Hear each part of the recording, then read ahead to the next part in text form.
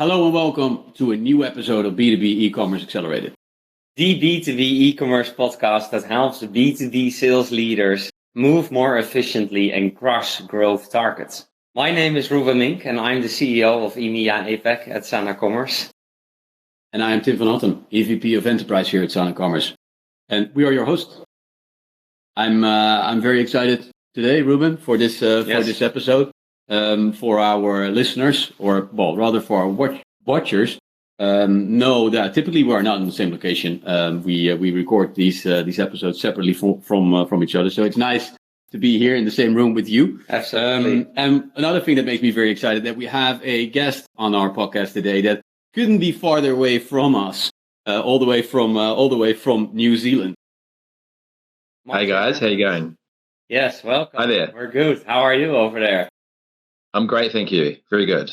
Thank you so much for joining, Martyn. We're really excited to have you here in the fourth episode, actually, of this podcast. So you belong to the first group. Really excited to have you.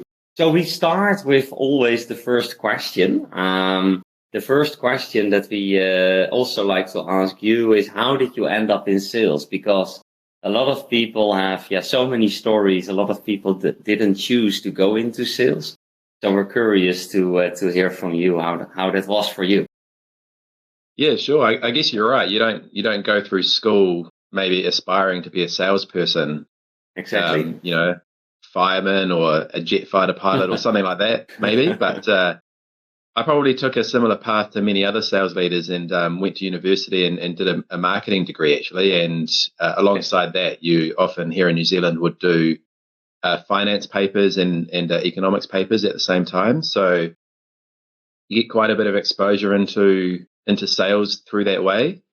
And again, like many other university students, you end up working in a retail store. And that's probably where you pick up the bug, right? So Right. That's what I did. Bit of retail, learned selling and talking to customers and it's probably the first exposure to things like daily sales targets and in-store KPIs and things like that. So that started to drive me. Did some hospitality work, both in New Zealand and overseas, and that really taught me a lot about people in very different scenarios and situations. Late at night, and it can be quite a high pressure situation sometimes. I can imagine. Yeah, and it's also where I learned a lot about leading a team as well. Like I said, quite high pressure, a lot of people, a lot of things going on, so having to think on your feet. So yeah, that's kind of where I guess I got that first itch, if you want to say, of working in sales. Cool. And then I moved into the B2B world here in New Zealand in a number of different industries. And you liked that first edge that you're talking about, apparently, or? Yeah, totally. Sort of, being able to talk to people, really hear what their sort of problems are that we're trying to solve with whatever product you're selling. Right. That's what it's all about. So, and then, that final, I guess, gratification of seeing the customer walk out with the product, and knowing that it's going to benefit their lives in some way, whether it's, I've sold sunglasses and watches and automotive products and in the medical industry. So no matter what it is, you're helping people in their day-to-day lives. Yeah. Well, and your current role is head of sales, right? That's Phil&Teds. In some way, we don't have specific titles, but yep, that's what you could call it. Yeah. You're basically heading the sales team. Yeah. Can you tell a little bit? Sorry. Yeah. Can you tell a little bit about what Phil&Teds does? What kind of products do you? So Phil&Teds is our overall company name. It's also one of our brands, and it's a family of three pretty proudly New Zealand brands. And we work in what we call the juvenile industry. So we innovate, we design, and we manufacture and then distribute products that, like I said before, really help parents get through their daily lives with new children. So you can think of things like buggies or strollers, high chairs, car seats, all of those things that from a newborn you're going to need as a parent right through the whole, what we call the parenting day. So that's what we do. We're quite innovative. We design our products in-house, and go through that concept phase, and then we manufacture, and then we distribute through a number of different channels around the world. Gotcha. So from A to Z, really, right? So you design, you manufacture, and then you distribute. You mentioned different channels. So could you tell us a little bit about the different customers that you have, the different types of customers that you have? Yeah, totally. So the bulk of our business is through, the traditional B2B, or what we call the wholesale channel. So we have our support office here in just a suburban neighborhood here in Wellington. It's pretty cool, pretty laid back, and we have 6 or 5 other offices around the world. And in those offices, we deal with retailers in almost every country, and we have 5 warehouses that we distribute product from. So that's our traditional sales channel. That's where the bulk of our business comes through. We also deal with some distributors in certain countries who then on-sell to retailers locally themselves. And we also have a direct-to-consumer channel. So we sell directly to those end consumers that we're, designing the products for. And that really helps the overall business because, we're actually talking to the people that are using our product on a daily basis, and that helps us develop and sort of make changes or bring new product to the market. Gotcha. And you said proud New Zealand brands. Is that also your market, or do you also sell in other parts of the world or globally maybe even? So yeah, and we're very proud to be New Zealand owned and operated. And it plays a lot into our brand strategy and marketing. But New Zealand is our backyard. It is usually one of our bigger markets for sales, but we sell right through Europe, the UK, North America, Canada, the US, through Asia as well, Australia. And then we have some pretty cool distributors in places like, Argentina, Greece. Yeah, quite a few far-flung places, really. That's pretty global to me. All right. Yeah. Hey, and other than being a proud company from New Zealand, what are the other things that makes Phil&Teds unique? Why do your customers buy from you? We like to call ourselves the mighty dwarf, as a bit of a Lord of the Rings sort of analogy there, but we're not a huge company. We're not the biggest in our industry, and we're okay with that. We have a pretty flat ownership structure and a very flat management structure. So we're incredibly agile. And what that means is we can be talking to a customer and make changes either specifically for them and whether that's through just a sales promotion or, a bit longer term with product. So I think people like that agility with us. A wholesale customer is really only one phone call away from our CEO. There's no red tape. It's quite a collaborative space. So we can get things to market very quickly for our customers, which I think they really enjoy, and they like that sort of agility and some of the uniqueness of our products. Sounds familiar, Ruben, doesn't it? Absolutely, yeah. We can shake hands, right? It's a Dutch company, originally Dutch. We also have a pretty flat hierarchy, I would say. So we can relate to that. So it's cool to hear. And tell us a little bit more, Martyn, about your sales team. And you were already about to explain. I said you heading the sales team, but how does the sales team look like? And how do you work across regions and teams, maybe? Yeah. So like I said, we have a pretty flat structure. Our CEO is very heavily involved in our day-to-day sales activities as well. Okay. And then we have just 2 other people, myself and a colleague in the United Kingdom, who and then we have our salespeople. So it's quite flat. We have about 12 salespeople around the world, and they're located New Zealand, the United States, the United Kingdom, in the Netherlands as well. We have someone. And then Spain, so quite global, and we work a lot as a team through obviously digital media. So we're not all sitting next to each other, sort of collaborating that way. We have to find other ways to collaborate as a sales team. Right. And so and what is? Can you tell a little bit more about the sales strategy, or do you have certain segments, or is it more like the countries you are describing where you have people you have one person who does the sales to all the customers or several channels? It's kind of ever evolving a little bit. Yeah. The world is changing and has changed a lot in the last 3 years. Yeah. And we adapt to suit that. So even pre the pandemic, we moved to a more, I guess, collaborative, what we call an inside sales strategy. So, that traditional driving around for hours, having cups of coffee, just chatting to people, it's not really how things can be done anymore. And we started moving more away from that before the pandemic. And then obviously with the pandemic, we actually couldn't go and see our customers, just physically weren't, allowed to in some countries. Yeah. So we don't necessarily have reps who look after the north or the south or this country. And we use quite an integrated CRM to help us with that. So our customers can talk to any one of us, and we've all got the same amount of information, so they can get the best service any day, no matter if someone's on leave or sick. Or if one office is closed, they can still talk to another office if they really want to. So we still have main points of contact with customers because that relationship is quite important when we need it to be. But day to day, our customers can get the same level of service from anybody. And I think that's quite important. Right. Yeah. So you mentioned you moved to more of an inside sales kind of strategy, right? Also as a result of COVID. So what role has your online platform or your B2B e-commerce platform played in that transition to that inside sales strategy?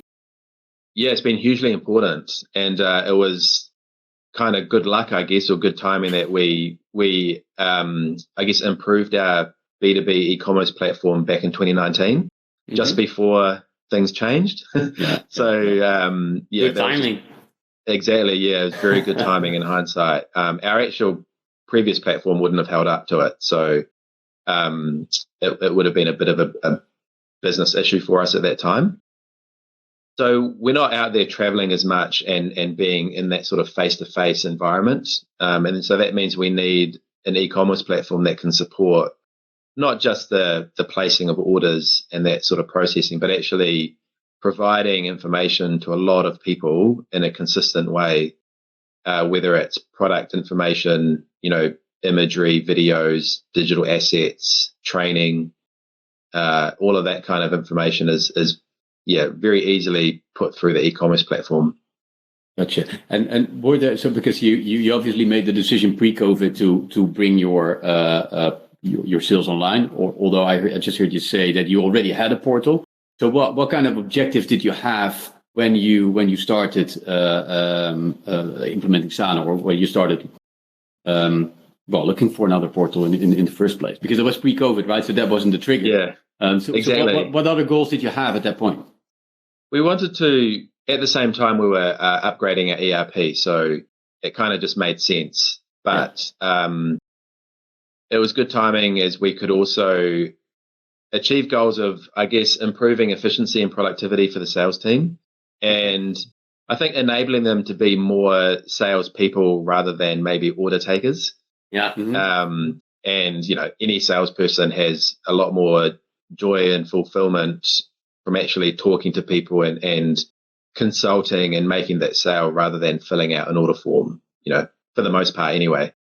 So that was one of the goals, was definitely, enable our sales team to have more time to talk to our customers and add value in other ways other than just taking an order. Yeah. And it's worked really well. Right. Yeah. And out of curiosity, because before 2019, you also had an e-commerce platform. Were there any experiences that you took from before 2019 and how this was running for your customers, for you as a company? Were there any experiences that you took into the 2019, basically, re-implementation? Yeah, the previous platform was fairly old, and it was very, how do I say it? It needed a lot of people to keep it going. Right. It wasn't very automated, I guess. It was quite custom. It definitely wasn't a SaaS solution. There was coding. Any change needed coding, basically. So if we wanted to, update a product or even, I think, change a price, it wasn't a simple change in the ERP and it synced through. So it was quite cumbersome, and that, I think, held us back from a lot of development and helping the customers use it, which, wasn't great for the adoption side of things. Yeah, I imagine. And was that also the case for your customers? Because this is for you as a business. It was a huge difference, but for your customers, were there any differences in before 2019 and after? Yeah, I think with the improvement, we've been able to add more value to our customers just because it's a lot easier. So we can, run very bespoke promotions. We can attract people to the e-commerce site a lot easier than what we could in the past. Yeah. And it just looks a lot more attractive as well. Nice point. A lot of our retailers are, I guess, independently owned operators. So, the owner, it might be a husband and wife or a family-owned business, and they're the manager, they clean, they're the finance person, they do the marketing, they're the warehouse, and a lot of them actually want to shop online themselves. So we get a lot of feedback that placing orders or viewing our B2B e-commerce site is a lot like just shopping online. So it's quite an enjoyable experience for them. Right. And previous platform wasn't really enabling that. So is that also the main reason why your customers buy from you online? Because it's easy for them, like you say, they're used to it. They maybe have busy days with all the things that they have on their plate, as you are describing, and then it's maybe easy to do it in outside of office hours. Or are there any other reasons why your customers buy online from you? Yeah, I think you probably touched on it there. We get a lot of orders in the evenings. Whatever local time. So, they close up the shop. They've probably written down their orders on a bit of scrap paper during the day because they're so busy, or they have their own point of sale. And so, we do get a lot of orders placed in the evening, and also, late on a Sunday after the weekend trading. So there is definitely that. And I think the other side is people enjoy going to our portal just to see what's going on, to see what's new. And to learn about product as well, because our retailers have so many options, and they need to learn product so they can best help their customers. And that's where the retailer portal, we call it, that's where they can do that in their own time. Yeah. So it almost sounds like a natural flow for them, or also for you to get these customers online. Was that really the case, or did you need it to do things from your end, or maybe the sales reps, to get them online? Or was it just like, okay, the portal is there, I'm going to use it from day one? No, there's definitely a bit of work involved. Yeah. Tell us. In a good way. We're always wanting to increase the adoption of our retailers using the portal for specific activities like placing orders and finding information. So any communications we have with our customers, whether we send out an EDM, or we're following up on something, we're always kind of mentioning, hey, have you checked out the retailer portal? We've got some good deals on there. We run some online only specials from time to time, so they have to go and place their own order to get the benefits. And that's just a strategy to try and continue to increase that adoption. But our sales team they're very on board with it. They can see how removing some of that daily task, data entry, processing can enable them to do more value-added things with their customers. So, if a customer does happen to ring or email with an order, we'll always kind of say, hey, of course we're going to take the order. Yeah. But maybe next time, why don't you jump on the portal? Do you need help with the login details? I can reset your password for you. And just to make it easy. That's the goal. Yeah. Nice. You just said something interesting there, Martyn, without maybe even realizing it. I'm not sure. Maybe you did. You said we're always looking to increase adoption for placing orders and other things, such as looking up information. I think that's very interesting because we come across so many B2B manufacturers that look at conversion or sales online only. Are there any other indicators of adoption next to looking up information? Any other indicators of adoption that you look at when looking at e-commerce success? Yeah, we use our retailer portal to provide information like product specifications. So if a retailer's website maybe isn't that up to date, or there's something that could just be incorrect, they can actually get that information themselves in their own time. So that's one thing we can see who has or hasn't been looking at products. Of course, we provide that information to people, but it does need updating from time to time. We use the portal for all of our product imagery and digital assets. So again, we can see when a retailer has been looking at our social media assets and if they're using them. Nice. Yeah. So yeah, it's not just about placing orders, inventory availability and pricing. So again, if someone rings up asking for a price or inventory availability, we kind of know they haven't necessarily been checking the portal, and so we can try and convert them to using that more. Exactly, because they can only convert once they're on the portal, right? First, got to get that to go to the portal, and then sales happens there when they are there anyway. All right, exactly. Nice, thanks. All right, I think Ruben, you asked a question around what role your sales reps, Martyn, played in getting your customers to adopt. How was the experience for them, or for you as a sales leader and for your sales team, to introduce an e-commerce platform? How did it impact their lives? You said it, but the intention was to make their lives better. How did that play out? Good. Yep. So you're always, I think, going to have, some of those sort of maybe, I don't know, old school sales reps who want to be out there driving, talking to people, sort of life on the road, as you might have had in the past. But we need to pivot away from that, and I think that's in most industries. Our retailers are time poor. Staff levels have dropped in the last few years, and so they might not have the same amount of time to stand around talking to sales reps. So we had to really, I guess, encourage our sales team to maybe get on board with that change in working style. And the portal, or the e-commerce platform, was one really big mechanism we had to do that. You didn't have to drive and go and see someone to take an order, obviously. And you could actually have a really great phone call or video conference and have the retailer portal available for information at that point in time as well. So yeah, there was a bit of encouragement from the team, but after a while, I think we had pretty universal acceptance that this is the way forward.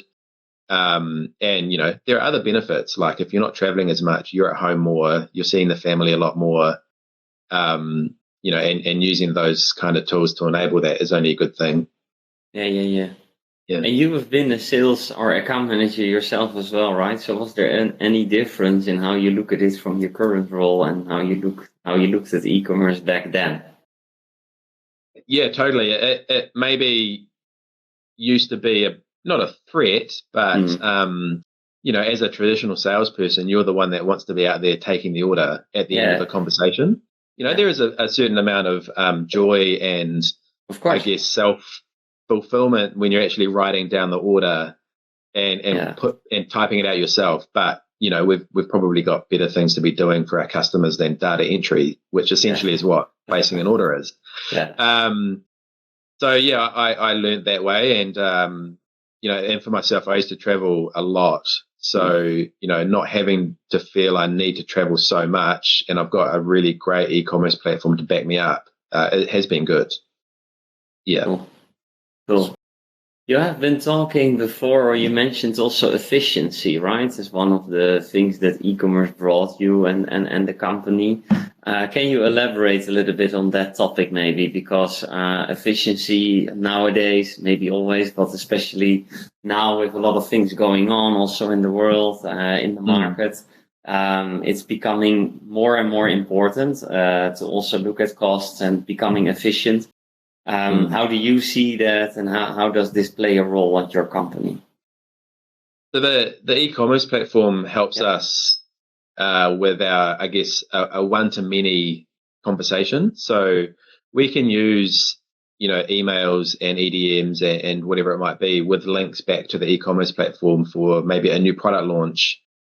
And I referred earlier that the current platform we have is a lot more attractive than previous ones. So we're quite comfortable to launch a new product online with our retailers rather than spending weeks and to be honest, a lot of money traveling around, all of the countries we work in and time. So, we can launch a new product in a day or two online and reach, our sort of 1,000 or so customers versus having to spend weeks and weeks traveling around, making sure we talk to everybody before we can actually launch the product. So speed to market is very efficient for us now.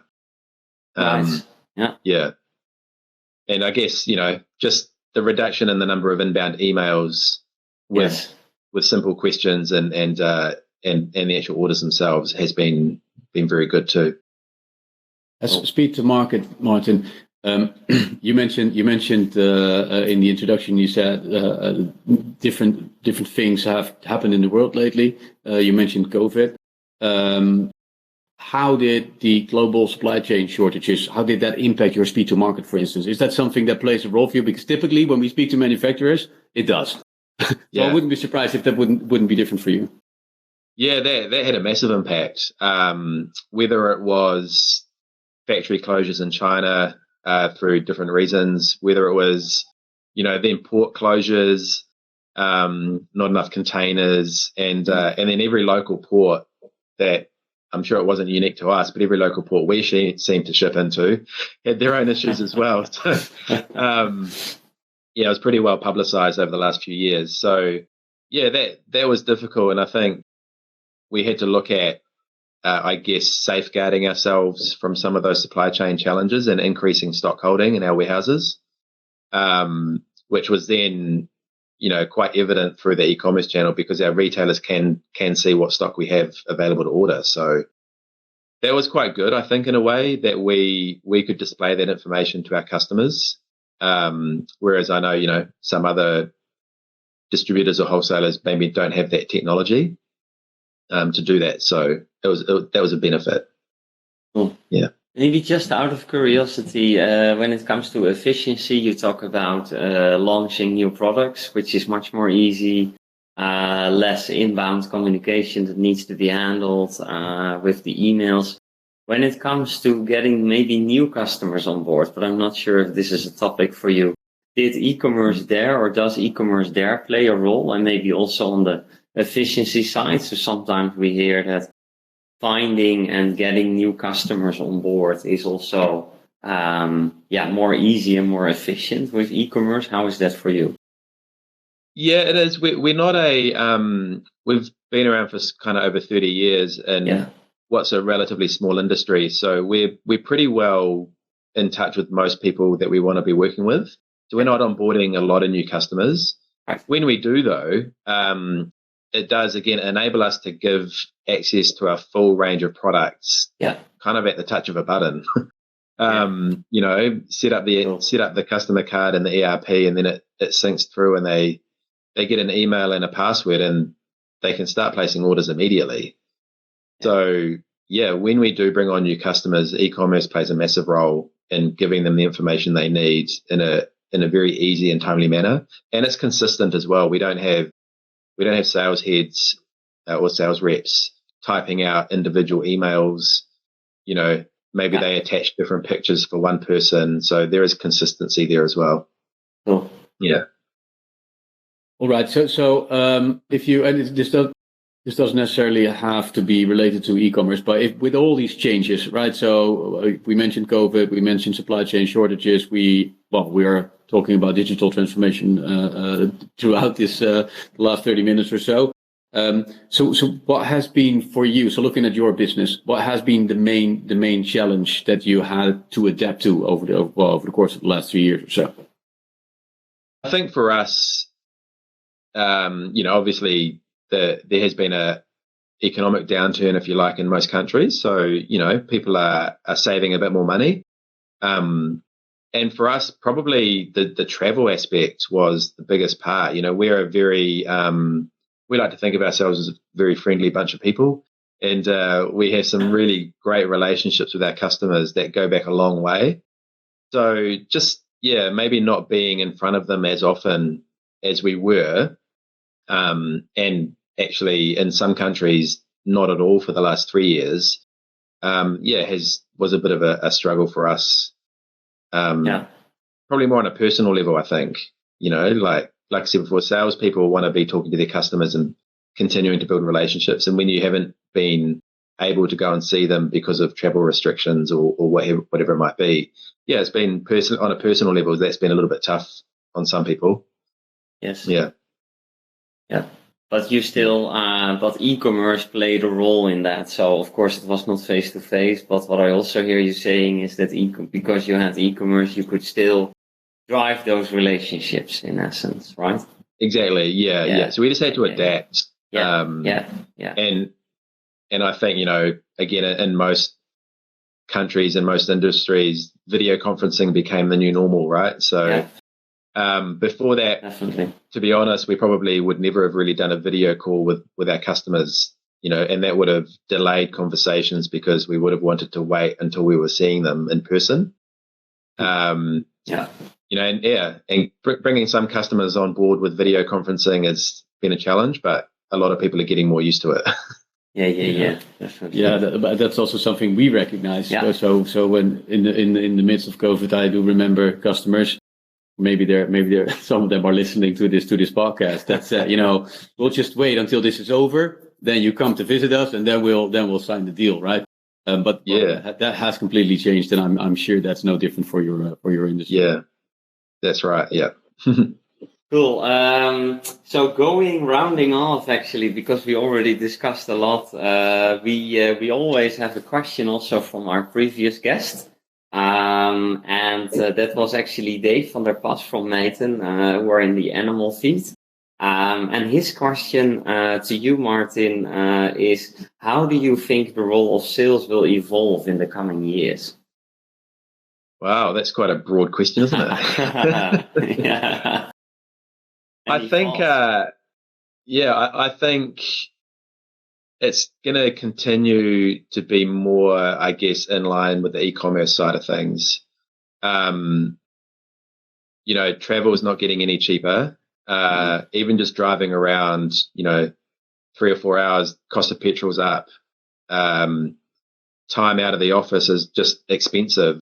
So I think a salesperson now is going to more traditionally be in the office using tools like Zoom or Teams and phone calls, and a really good e-commerce platform to back them up. I think it's going to be really important. So, I think we'll see a lot less of the traditional sales reps driving around, staying in hotels and having dinners and things. So that's just how it's going to be, I think. Thanks, Martyn. And you can do the same actually for our next guest. So what will be your question if you can ask one question for our next sales leader on the next episode? Yeah, I was thinking about along the same lines. How do we bring salespeople into the e-commerce world a bit more? Do we need to upskill them on some of the technology side of things so that they have maybe a bit more involvement in how the e-commerce platform works? Maybe that will help with their buy-in, which then is going to help with their customers' adoption. So, I just wondered if there's time to upskill salespeople on the technology side. Key question, I guess, right? It's one of the things why we started this podcast. So I really like this question. So we will we will bring that on, right? Can't wait to ask it to our next guest. Thanks. Yeah. All right. I think wrapping up, right? Tim? I think so too. Thanks, Martyn, for some very interesting insights. I'm sure many of our listeners in B2B manufacturing will recognize a lot of what you say. So again, thanks. It's appreciated all the way from New Zealand. Absolutely. Thank you. Yeah. Thank you. And see you in the next episode, everyone. Thank you for listening to B2B E-Commerce Accelerated. Don't forget to subscribe to our channel or like our podcast on your favorite platform. Thanks. See ya. See ya.